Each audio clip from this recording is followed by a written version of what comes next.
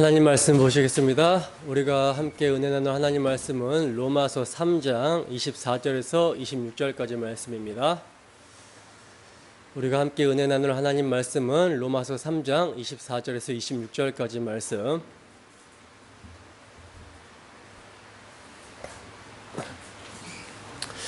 다 찾으셨으면 우리가 함께 한 목소리로 합독하겠습니다. 시작. 그리스도 예수 안에 있는 속량으로 말미암아 하나님의 은혜로 값없이 의롭다 하심을 얻은 자 되었느니라. 이 예수를 하나님이 그의 피로써 믿음으로 말미암는 화목 제물로 세우셨으니 이는 하나님께서 길이 참으시는 중에 전에 지은 죄를 간과하심으로 자기의 의로우심을 나타내려 하심이니 곧 이때에 자기의 의로우심을 나타내사 자기도 의로우시며 또한 예수 믿는 자를 의롭다 하려 하심이라. 아멘. 하나님의 공의가 어떻게 죄인에게 의가 되는가? 하나님의 공의가 어떻게 죄인에게 의가 되는가라는 제목으로 하나님 말씀 증거하도록 하겠습니다. 여러분, 오늘 본문을 가리켜 종교개혁자 루터는요, 신학의 진수라고 말을 했습니다. 신학이란 하나님을 아는 지식을 목표로 하는 학문이죠. 하나님의 존재, 즉 그의 인격이 그의 사역을 통해 어떻게 나타나게 되었는지를 알고자 목표하는 것이 신학인데, 이 신학은 일반 학문과는 달라요. 왜냐하면 일반 학문은요, 창조 세계의 일부 영역을 인간이 이성으로 탐구하여 발견된 지식을 얻는 것이지만, 하나님은요, 인간이 이성으로 탐구하여 알 수 있는 존재가 아니기 때문입니다. 유한한 존재가 무한하신 하나님을 어떻게 인식하고 알 수가 있겠습니까? 때문에 하나님을 인식하고 알려면 방법은요, 하나님께서 당신을 계시해 주는 방법 말고는 없어요. 하나님께서 당신을 계시해 주셔야 우리가 하나님을 알 수 있습니다. 근데 감사하게도 하나님께서는 당신 자신을 계시를 해주셨죠. 그 하나님의 자기 계시가 성경입니다. 성경이에요. 자, 그러면 성경이 왜 하나님의 자기 계시냐? 왜 성경이 하나님의 말씀이냐? 이런 질문이 들 수가 있는데, 이에 대한 답변은요, 성경 스스로가 자신이 하나님의 말씀이라는 것을 자증하고 있다라는 사실이에요.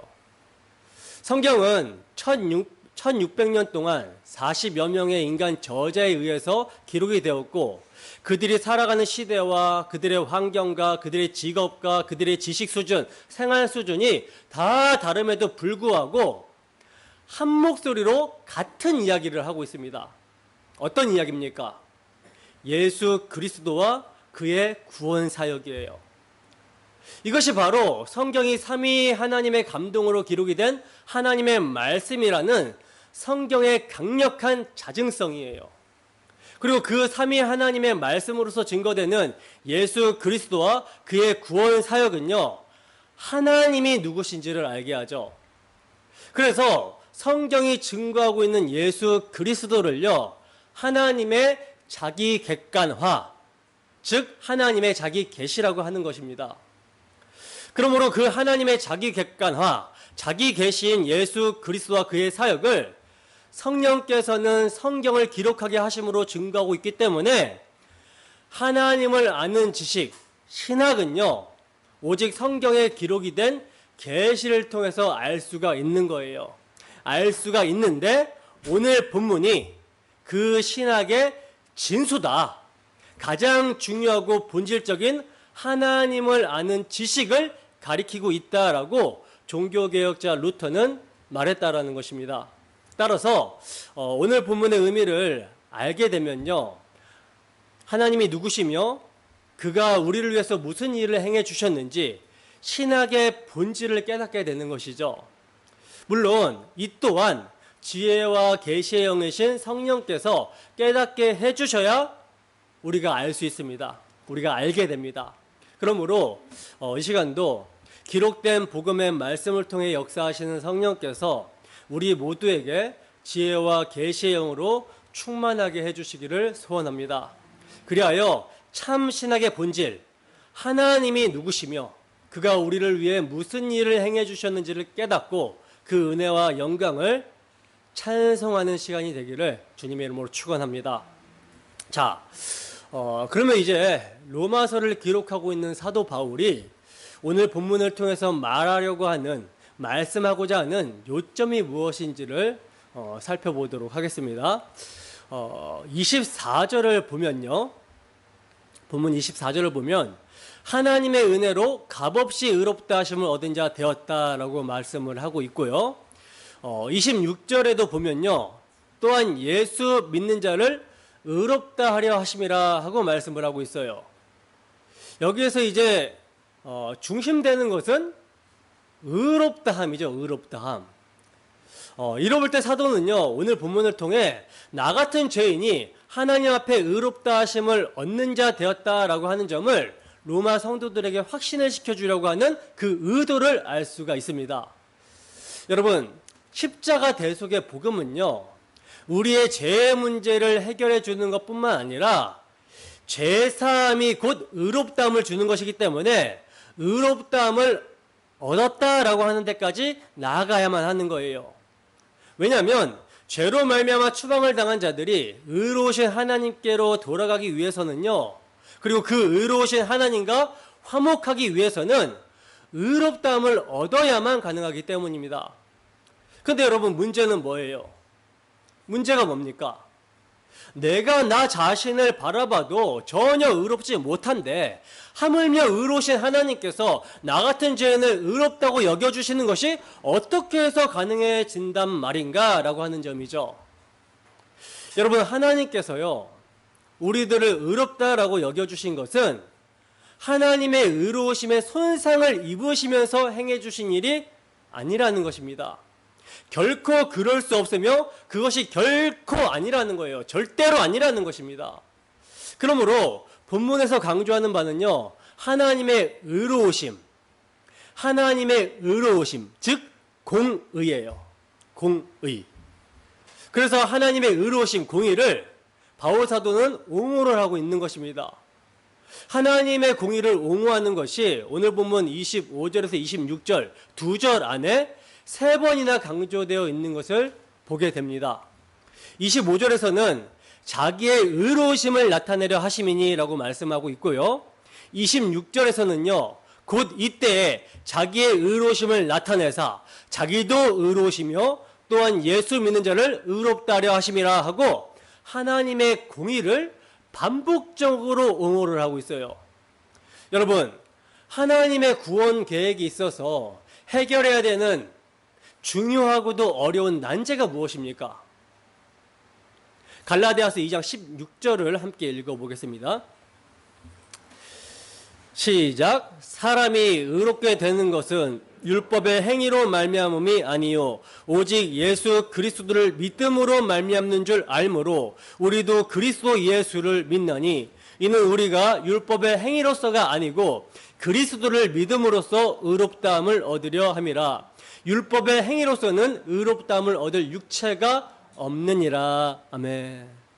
여러분, 하나님의 구원 계획이 있어서 해결해야 되는 가장 중요하고 가장 어려운 난제는요, 사람이 의롭게 되는 것은, 즉 사람이 어떻게 하나님 앞에서 의롭다함을 얻을 수 있는가, 이것이 가장 중요하고 가장 어려운 난제입니다. 왜냐하면 의롭게 되기만 하면 의로우신 하나님 앞으로 돌아갈 수 있고 의롭다함을 얻기만 하면 의로우신 하나님과 화목할 수 있게 되는데, 문제는 그 의롭게 되는 것이 이미 죄와 허물로 죽어있는 인간에게는 불가능하기 때문이라는 거예요. 여러분, 의가 무엇입니까? 여러분, 의는요, 하나님과 사람의 관계, 사람과 사람의 관계에서 요구되는 것을 성실하게 이행하는 상태가 의거든요. 예를 들어 제가 지금 설교를 할 때 여러분들은 설교를 잘 듣는 것이 의로운 거예요. 저는 바르게 말씀을 여러분들에게 전달하는 것이 의로운 겁니다. 그러니까 그러니까 관계가 요구하는 것을 성실하게 이행하는 상태가 의예요. 삼위 하나님께서는요, 삼위가 서로 사랑의 관계 안에서 하나됨과 충만한 교제를 누리며 기뻐하시듯이 당신과 그러한 사랑의 교제를 나누며 당신의 은혜와 영광을 찬송할 자기 백성을 당신의 형상으로 지혜와 의와 거룩함으로 창조를 하셨습니다. 그리고 자기 백성을 위하여 우주 만물을 창조하시고 이를 가꾸고 다스리게 하심으로 하나님의 영광을 드러내고 나타내게 하셨어요. 그리고 당신의 백성으로 창조가 된 아담과 뭘 맺으시죠? 언약을 맺으셨죠. 나라의 구성 요건은 왕, 백성, 법이 있어야 되고요. 왕은 법을 통해 나라를 다스리고 백성이 왕의 다스림을 받는 여부는 법을 지키는 여부로 나타납니다. 따라서 하나님이 아담과 세운 언약은 당신이 창조한 사람을 자기 백성 삼으시는 약정, 아담 언약이라는 거예요. 그리고 이 언약은 아담과 하와가 혼인하는 문맥에서 주어지고 있기 때문에 사랑의 언약이라고도 말할 수 있는데, 아담이 하와만 사랑했다라고 이렇게 서약을 하듯이, 하와가 아담만을 사랑하겠다라고 서약을 하듯이, 하나님은 당신이 창조한 백성을 사랑하고 보살피고 생명을 주는, 그게 이제 하나님의 의고요. 사람은 뭐예요? 자신을 창조한 하나님을 즐거워하고 그분을 사랑하겠다라고 하는 서약이 바로 선악과 언약이라는 거예요. 그래서 하나님께서는요, 당신이 지으신 사람에게 동상 중앙에 있는 선악을 알게 하는 나무는 먹지 말라고 하시면서 먹으면 반드시 죽으리라고 말씀하신 것입니다. 여러분, 언약의 핵심은 피조물의 본분, 즉 자신을 지으신 창조주 하나님의 말씀에 순종하여 그분을 사랑하고 그분만을 기뻐하며 섬기는 것이 뭐예요? 선이고 이게 생명입니다. 그리고 그 본분에서 벗어나는 것, 즉 창조주 하나님의 말씀을 거역하고 그를 사랑하고 섬기는 것에서 반역을 하면 그게 악이며 죽음이다라는 것이 언약의 핵심이에요.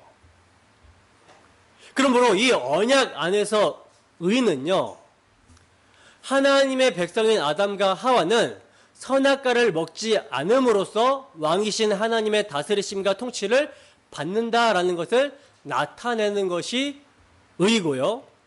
또한 그 선악과를 볼 때마다 자신을 창조하시고 생명을 주시는 하나님을 사랑하고 마음으로 기뻐하는 상태가 바로 의예요. 그런데 이 언약, 이러한 언약으로 말미암는 하나님과의 관계가 아담과 하와가 뱀의 유혹에 넘어가서 스스로 하나님처럼 되고자 먹으면 반드시 죽는다라고 했던 선악과를 먹어버림으로 어떻게 됐어요? 깨어지게 된 것입니까? 관계가 깨어지게 되어버린 거예요. 곧 불의하게 되어버린 것이죠. 따라서 아담과 하와가 선악과 언약에 불순종하게 된 것은요, 하나님과 하나님의 백성들 사이에 그 법적인 관계로 보면 왕이신 하나님의 지엄하신 명령을 그 백성들이 아담과 하와가 반역함으로 어긴 것이 되는 거고요. 하나님을 섬겨야만 하는 언약 백성이 하나님의 통치를 거부한 것이 되는 것입니다. 그리고 선악과 언약을요, 하나님과 하나님 백성들 사이에 사랑의 언약, 부부 관계의 언약으로 보면 하나님과 하나님 백성들 사이에 사랑의 언약, 부부 관계로 보면 신랑이신 하나님을 신부인 아담과 하와가 배신하고 다른 외간 남자의 말을 듣고 따라가게 된 간음이 되어버리는 거예요. 여러분, 결혼을 하게 될 때 남자 여자가 서로만 죽도록 사랑하겠다, 영원히 사랑하겠다라고 서약을 하잖아요. 맹세를 하는 거죠. 많은 사람들 앞에서. 여러분, 이렇게 맹세를 하게 될 때, 이렇게 언약을 하게 될 때 이것이 여러분 부당한 것입니까? 서로를 구속하는 것이기 때문에 부당한가요? 아니죠. 사랑하기 때문에 서로를 구속하게 되는 거잖아요. 마찬가지로 하나님과 하나님의 백성들 사이의 언약은 이러한 언약이라는 거예요. 하나님은 우리를 사랑하시고 우리는 하나님을 사랑하겠다. 근데 하나님을 사랑하지 않고 하나님 말씀을 거역하고 딴 길로 가게 되면 이게 뭡니까? 이게 간음이고 이게 외도가 되는 것이죠. 바로 이로 말미암아 이렇게 아담과 하와가 하나님을 사랑하고 하나님을 섬기는 것에서 반역하여 외도를 하고 딴 길로 가게 된 것, 이 범죄로 말미암아 아담 안에서 모든 자들이 하나님과의 관계가 깨어진 불의한 상태, 죄화물로 죽은 상태, 마음으로 하나님과 원수된 상태에서 태어나게 되고요. 이렇게 스스로 하나님처럼 되어버린 인간은요, 자기밖에 모르는 자기중심적인 죄인이라 하나님과의 관계뿐만 아니라 이웃과의 관계에서도 불의하게 되는 거예요. 쉽게 말해서 하나님의 모든 말씀의 강령은 뭐예요? 하나님 사랑, 이웃 사랑인데 그 말씀에 순종하여 사랑을 할 수 없는 불의한 상태가 되어버린 것입니다. 그래서 하나님의 공의에 의하면 어떻게 됩니까? 반드시 죽으라고 하신 대로 너 선악과 언약을 범하면, 너 내 말을 불순종하고 거역하면, 나를 믿는 상태, 나를 사랑하는 상태에서 떠나게 되면 반드시 죽으리라고 한 대로 죽어야 되는 거예요. 무한하신 하나님께 유한한 인간이 범죄했기 때문에 너는 흙이니 흙으로 돌아가라고 하신 대로 한 번 죽는 것은 뭡니까? 정한 것이고요. 그 이후에 심판을 받아 영원한 사망의 지옥계의 형벌을 받게 되는 것입니다.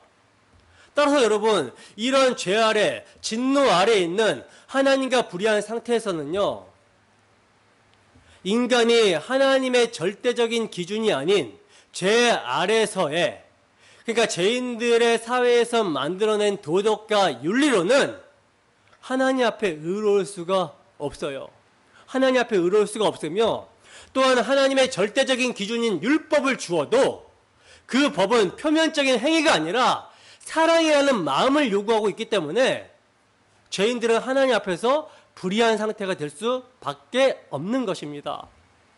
그래서 바울 사도는요, 율법의 행함으로는, 즉 인간의 행위로는, 죄 아래 있는 인간의 행위로는 의롭다함을 받을 육체가 없느니라 하고 단언합니다.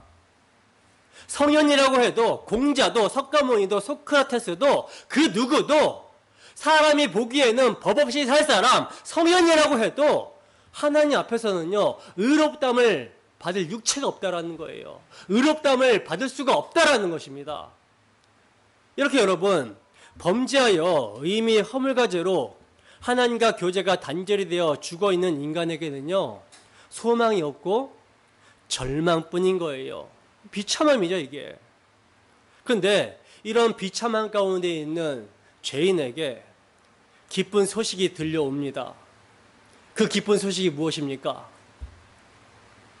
의롭다 함을 얻을 수 있는 방도가 주어졌다라는 소식이에요. 하나님의 의가 나타났다라는 소식입니다. 그것을 누가 주셨어요? 하나님께서 나타내셨다라는 거죠. 그 길이 어떤 길입니까? 예수 그리스도를 믿는 길입니다. 그래서 바울 사도는요, 의롭다함을 얻는 길은 오직 예수 그리스도를 믿음으로 말미암는 줄 알므로 우리도 그리스도 예수를 믿나니라고 말씀하고 있는 것입니다. 죄인이 의롭다함을 얻게 되는 길을 하나님께서 내셨기 때문에 죄인이 의롭다함을 얻는 길은요, 오직 하나님으로부터 주어지게 되는 방도 말고는 없어요. 인간 스스로 노력해서 의를 얻을 수가 없습니다. 그러면 하나님께서는 어떤 방도로, 즉 그리스도 예수의 무엇을 믿는 그 믿음의 내용으로 우리를 의롭다고 여겨주실 수가 있으신 것인가? 본문 24절을 함께 읽어보도록 하겠습니다. 시작. 그리스도 예수 안에 있는 성령으로 말미암아 하나님의 은혜로 값없이 의롭다 하심을 얻은 자 되었느니라. 아멘. 자 보세요.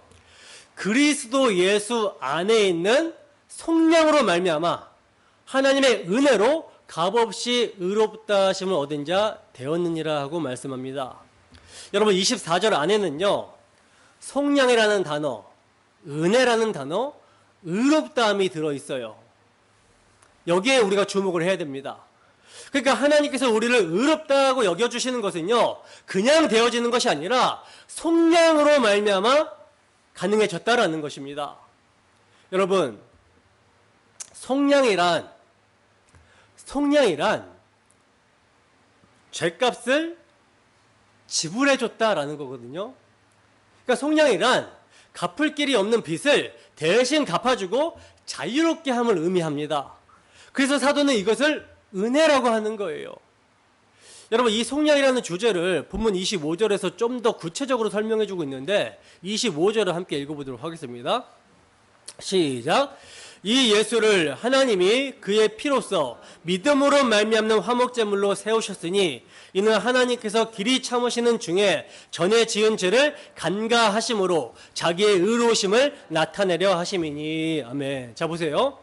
사도는요, 그리스도 예수 안에 있는 성령이라는 것을 조금 더 자세하게 설명해 주고 있는데, 그의 피, 화목제물, 전에 지은 죄를 간가하심, 길이 참으심, 세우셨다, 의로우심을 나타내셨다라고 말씀을 하고 있어요. 여러분, 바로 여기에 신학의 진수가 있는 것입니다. 자 보세요. 우선 첫째로 그의 피로서라는 표현은요, 십자가에서 몸짓고 피 흘려주신 우리 주 예수 그리스도의 피, 곧 죽음을 의미합니다. 그리고 둘째로 화목제물이라는 것은요, 죄로 말미암아 하나님과 원수가 되었고 불화했던 하나님과의 관계를 화목하게 하기 위해서 예수님이 십자가에서 흘리신 피를 믿음으로 말미암는 화목제물로 하나님께서 보시겠다라는 것을 말하는 거예요. 그러니까 죄로 말미암아 하나님과 불화했던 우리들의 죄를 예수 그리스도께서 해결해 주심으로 하나님과 화목하게 하는 것을 가능하게 하셨다라는 것이 화목제물의 의미입니다. 자, 그리고 셋째로 전에 지은 죄를 간가하심으로 길이 참으셨다라는 말은요, 이건 제가 자주 말씀드렸다시피 전에 지은 죄는 뭐예요? 구약시대의 죄를 가리키고, 간가하심은요, 보고도 지나치셨다라는 뜻이죠. 그리고 길이 참으셨다, 아노겐이라는 말은요, 무거운 짐을 들고 참고 있는 것을 의미하는 말입니다. 그러니까 하나님은요, 눈덩이처럼 점점 쌓여만 가던 구약시대의 무거운 죄짐을 들고 참고 계셨다라는 거예요. 언제까지 참고 계셨습니까? 곧 이때 자기의 의로우심을 나타내사라고 하신 자기 아들을 십자가에 내어주셔서 못 박으실 때까지 참고 계셨다라는 거예요. 하나님께서 들고 계시던 죄에 대한 진노, 죄덩어리를 참고 참으셨던 그 진노를 자기 아들에게 남김없이 쏟으신 사건이 십자가 사건이었습니다. 이것이 곧 이때에 자기의 의로우심을 나타내서 자기도 의로우시며 라고 하신 뜻이에요. 혹자들은 구약시대에는 속죄제를 드림으로써 죄를 해결하지 않았습니까? 라고 질문을 할 수 있는데, 이에 대한 성경의 해답이 뭡니까? 이는 황소와 염소의 피가 능히 죄를 없이 하지 못함이라 그러죠. 구약의 제사 제도는요, 참것의 그림자로 주어졌던 거라는 거예요.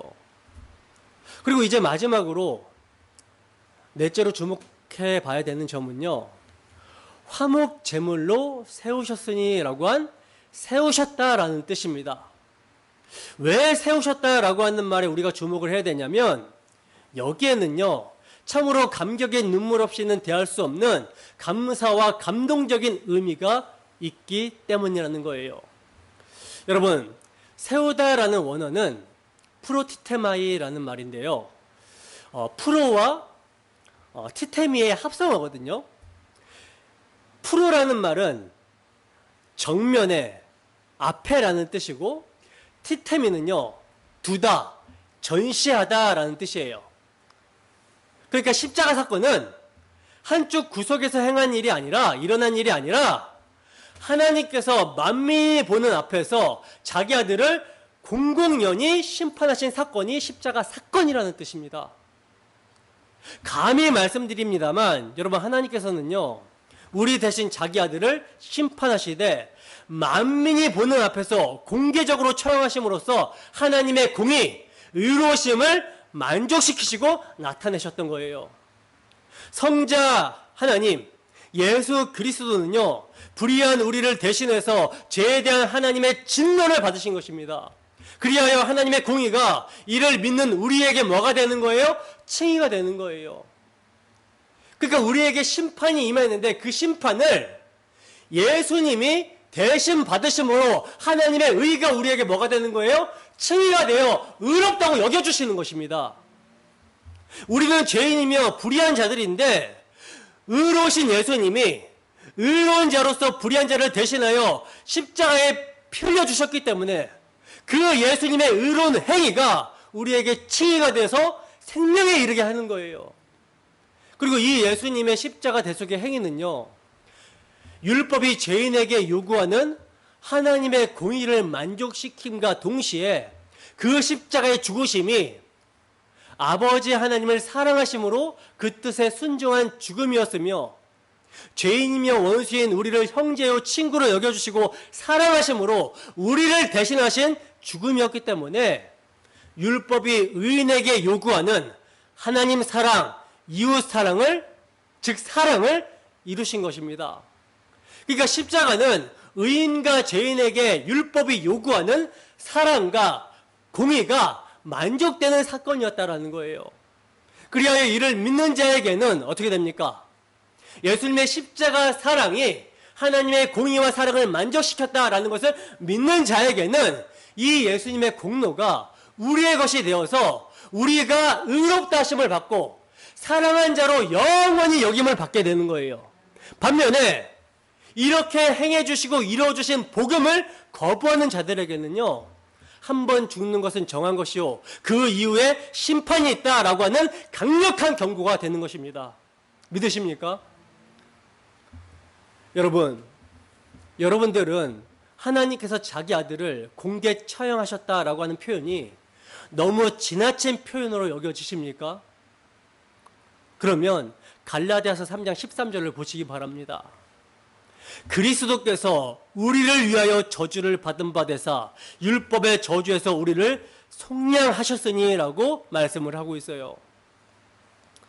여러분, 바울 사도가 십자가 복음을 전하자 유대인들은요, 반박을 하는데 뭐라고 반박을 하냐면, 너희 예수는 하나님께 저주를 받아 죽은 것이다 라고 반박을 했습니다. 왜 이렇게 반박했을까요? 왜냐하면 율법에 의하면, 유대인들의 율법에 의하면 기록된 바 나무에 달린 자마다 저주 아래 있는 자라 하였기 때문이라는 것이죠. 그래서 바울 사도는요, 이들의 이러한 반박에 대한 답변으로 뭐라고 말을 하냐면, 그렇다, 맞다, 우리 주님은 율법의 저주를 받아 죽으셨다. 그런데 너희는 분명히 알아야 된다. 무엇을 분명히 알아야 되는가? 바로 우리 주님이 받으신 율법의 저주는, 그가 나무에 달리신 것은 바로 내가 받아야 될 저주를 대신 받으신 거였다. 이렇게 답변을 한 것입니다. 여러분, 하나님께서는요, 우리 대신 자기 아들을 저주하심으로 우리를 율법의 저주에서 구원해 주셨다라고 증언합니다. 이 말씀을 대하는 우리의 마음은 어떠합니까? 이 점에서 우리가 유념해야 될 점은요, 하나님께서 자기의 독생자를 대속제물로 내어주신 것이 돌발적인 사건이 아니라는 점이에요. 돌발적인 사건이 아니라 구약에 미리 예표를 통해서 계시하신 후에 성취해 주셨다라는 점을 우리가 인식해야지만이 우리의 믿음이 더욱 확고해질 수가 있는 것입니다. 여러분, 하나님은요, 아브라함에게 내 아들, 내 사랑하는 독자 이삭을 데리고 모리아 땅으로 가서 내가 내게 일러준 한 산, 거기서 그를 번제로 드리라 하고 명령을 하셨죠. 아브라함이 자기 아들에게 번제할 나무를 짊어지고 하나님께서 지시하신 산으로 함께 올라가는 모습을 상상해 보시기 바랍니다. 누구의 모습이 연상됩니까? 예수님이 자기가 달릴 십자가를 지고 골고다 언덕에 오르실 때 이를 묵묵히 참으시며 함께 골고다로 오르시는 성부 하나님의 모습이 연상이 되죠. 또한 자기 아들 이삭을 결박하여 제단 나무 위에 놓고 손을 내밀어 칼을 잡고 그 아들을 잡으려고 한 사람은요, 다른 사람이 아니라 이삭의 아버지 아브라함이었어요. 이처럼 자기 아들을 아끼지 아니하시고 모든 사람을 위하여, 우리 모든 사람을 위하여 십자가의 화목제물로 내어주신 분은 다름이 아닌 하나님 아버지셨습니다. 바로 이것을 구약에서 여러 부분과 모양으로 예표를 통해서 계시해주고 있기 때문에 실체로 성취해 주신 복음이 진실로 참된 거예요. 구약을 통해서 복음을 확증할 때 우리의 믿음이 견고해질 수 있는 것입니다. 그래서 바울 사도는요, 믿보다 모든 사람들이 받을 만한 이 말이요, 그리스도 예수께서 죄인을 구원하시려고 세상에 임하셨다 하여도다, 이렇게 증언하면서 죄인 중에 괴수가 자기 자신이라고 고백을 했던 것입니다. 여러분, 하나님께서 누구를 의롭다고 여겨주시기 위해서 자기 아들을 공개 처형해버리신 것입니까? 누구를 의롭다 하기 위해서 자기 아들을 십자가의 화목제물로 전시하시고 세우셨던 것입니까? 예수 믿는 자들이라고 말씀하고 있는 것이 아니라 예수 믿는 자라고 단수로 말씀하고 있다는 것을 우리는 주목해 봐야 됩니다. 로마서 8장 2절에서도요, 죄와 사망의 법에서 너를 해방하였음이라 하고 단수로 말씀을 하고 있고, 갈라디아서 4장 7절에서도 그러므로 내가 이후로는 종이 아니요 아들이니 라고 말씀을 합니다. 어떤 의미예요? 손가락으로 우리 한 사람 한 사람을 가리키듯이 너를 의롭다고 여겨주시고 너를 해방시키시고 너를 자녀 삼아 주시려고 자기 아들을 만민 앞에 공개적으로 십자가에 처형하셨다라고 말씀하고 있는 것입니다. 여러분, 하나님은 우리 죄로 말미암아 자기 아들을 만민 앞에 공개적으로 처형하셨는데도 공의의 하나님이 어디 계시냐고 말할 것입니까? 이렇게 행해 주신 하나님의 사랑을, 은혜를 배척하는 자를 심판하시는 하나님을 불의하시다라고 하시겠습니까? 하나님께서 우리에게 쏟으셔야 될 진노를 자기 아들에게 나타내시고 이를 믿는 우리를 의롭다고 여겨주시고 화목하게 해주셨는데도 기뻐하고 감사하지 않을 것입니까?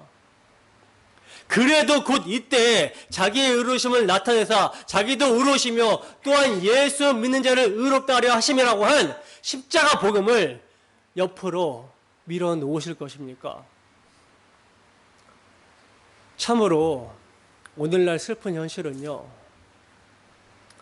하나님이 우리의 의가 되게 하시고자 화목제물로 세우신 예수 그리스도의 대속의 피를 가리고 왜곡하고 이것이 무엇인 양 부족한 것인 양 여기는 신학자와 목회자들이 너무나 많다라는 사실입니다. 예수님의 십자가 대속의 공로, 그 의로는 부족하고 예수님이 공생애 때 율법의 조문을 지키신 의를 전가받아야 된다고 하는 능동순종주의자들, 교활한 것이죠. 이제는 또 예수님의 영원한 속죄가 의가 아니라 부활로 예수님의 의를 이루셨다라고 하는 정신나간 주장을 하는 사람들이 있어요. 사실 신비주의나 기복주의나 율법주의자들, 이런 모습들은요, 그리고 수많은 이단들의 모습들을 볼 때 이거는 정말 그냥 딱 봐도 아니구나 이렇게 분별이 가능하거든요.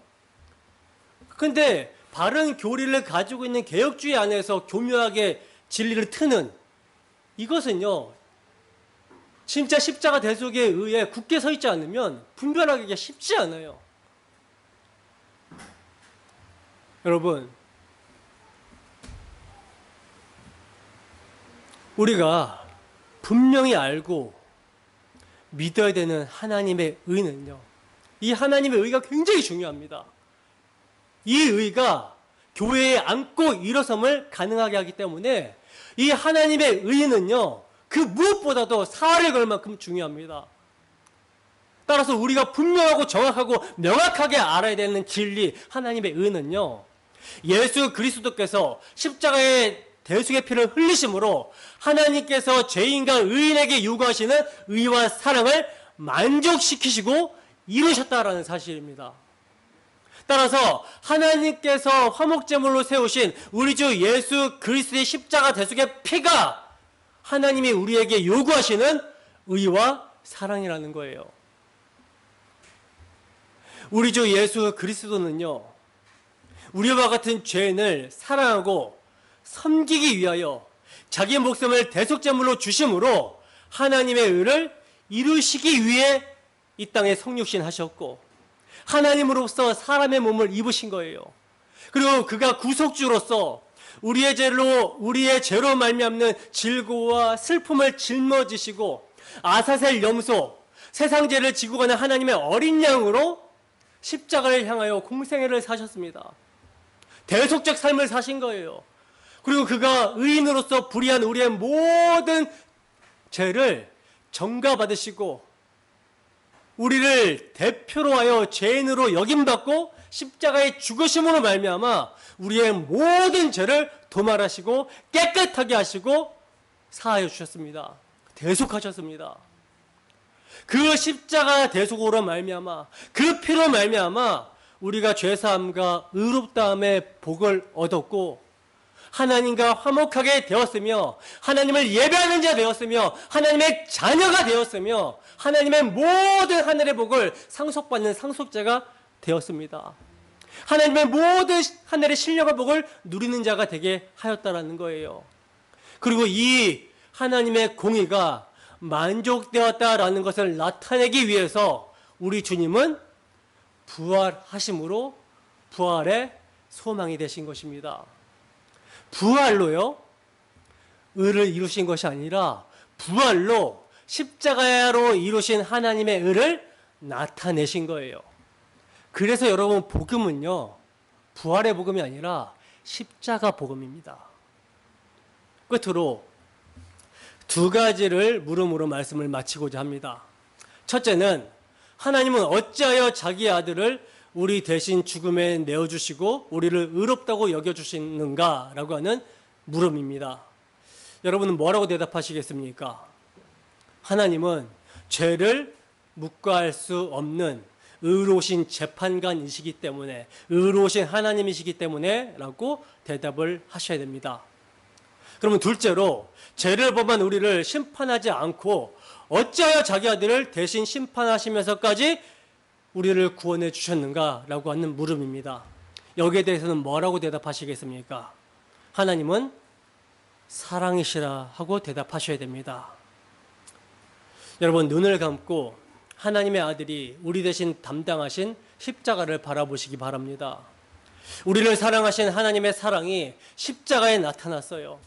또한 우리의 죄로 말미암아 자기 아들을 십자가에 못 박지 않을 수 없는 하나님의 공의가 십자가에 나타났습니다. 첫 창조 때는요, 하나님이 보시기에 좋았더라 였으나 재창조 때는 하나님이 보시기에 의로우셨더라 입니다. 첫 창조 때는 말씀만으로 이루셨지만 재창조 때는요, 재창조 때의 의는요, 창조주 하나님이, 말씀으로 천지를 창조하신 창조주 하나님이 구속주가 되어 죽으심으로 이루신 의라는 거예요. 따라서 모든 것이 은혜인 것입니다. 성경은 그러므로 우리에게 자랑할 때가 어디 있느냐라고 묻고 있습니다. 자랑할 것이 있으면 말해보라는 것이죠. 그리고는 있을 수가 없느니라 합니다. 그렇다면 이제는 제가 여러분들에게 묻겠습니다. 이처럼 불가사의한 사랑과 은혜, 정말 한량없는 만극한 사랑을 입은 우리는 이제 어떠한 삶을 살아야 마땅합니까? 나를 위해 죽으시고 다시 사신 주 예수 그리스도를 위해서 살아가야 되는 것이죠. 이를 위하여 하나님은요, 자기 아들을 화목제물로 내어주신 것입니다. 만왕의 왕 내 주께서 왜 고초당했나, 이 벌레 같은 날 위해 그 보혈 흘렸네. 십자가 내가 처음 볼 때에 나의 맘에 큰 고통 사라져. 오늘 믿고서 내 눈 밝았네. 참 내 기쁨 영원하도다. 기도하겠습니다.